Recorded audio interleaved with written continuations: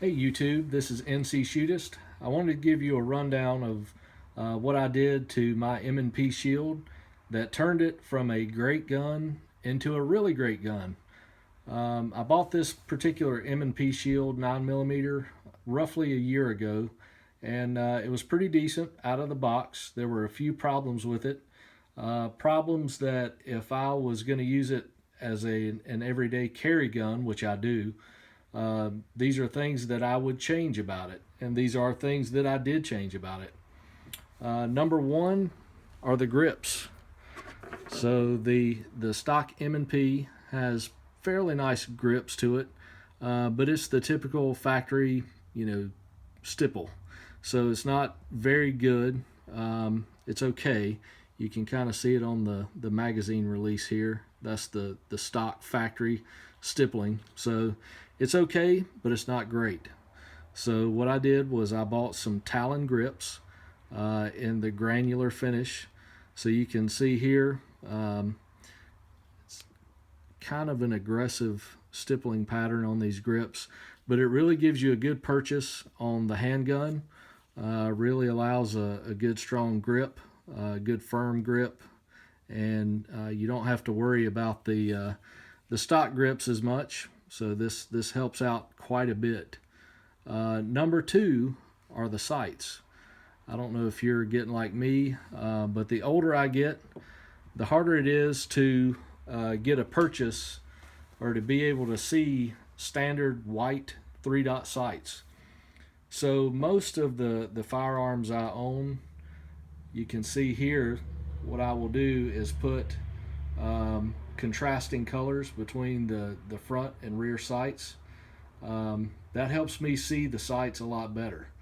The standard 3-dot white, they for some reason, as I get closer to 40, I have trouble seeing those. Not sure why. Could be I stare at a computer screen all day. I don't know. But anyway, like I said, most guns that I have, I've painted the sights on them myself using standard model paint. But for a carry gun, I think it required something a little upgraded, a little better than just putting model paint on the sights. So what I did was bought a set of the XS big dot sights. So you can see the front sight has a white insert around the tritium tube, and nice big easy target acquisition. All you've got to do is put the dot on it, and boom, you're lined up. And to help with the rear sight, there again, I did use model paint on the rear sight. I think there is a certain set that you can buy that's got the rear tritium insert. That was a little bit more than I was looking to spend. For a daytime carry gun, these were quite. They fit the bill, so I didn't feel the need to have the rear tritium insert, but I did paint the rear sight just to get a little better visual on it. The biggest thing about this shield that I changed was the trigger. So the stock trigger, in my opinion, left a lot to be desired. I noticed that when I would go to fire the pistol, as I would line up and get ready to shoot, the stock trigger would always, for some reason, jerk to the left for me.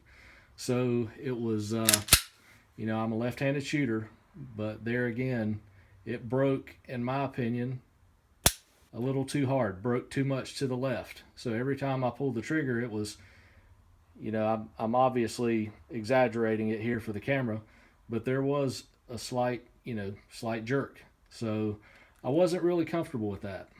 And I know there have been a lot of people who have commented on the trigger saying that it's not great. So for the most part, the recommendations I have seen were to install an Apex trigger kit. So what I did was ordered the Apex trigger kit from Amazon and installed it myself.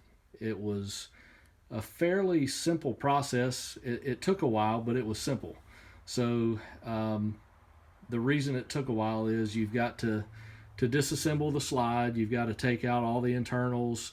You've got to move the rear sight to install the new striker block, which I did that at the same time that I did my sights, so I didn't want to have to go back and do two jobs at two different times. So I went ahead and did the sights and the trigger all at once. The trigger job really improved the carrying ability of this pistol. I think it turned it from a standard it's an okay pistol into a great pistol. So there again, those are the things that I did to turn my Shield from a great pistol into a really great pistol. So I appreciate your time. Thanks for watching. God bless.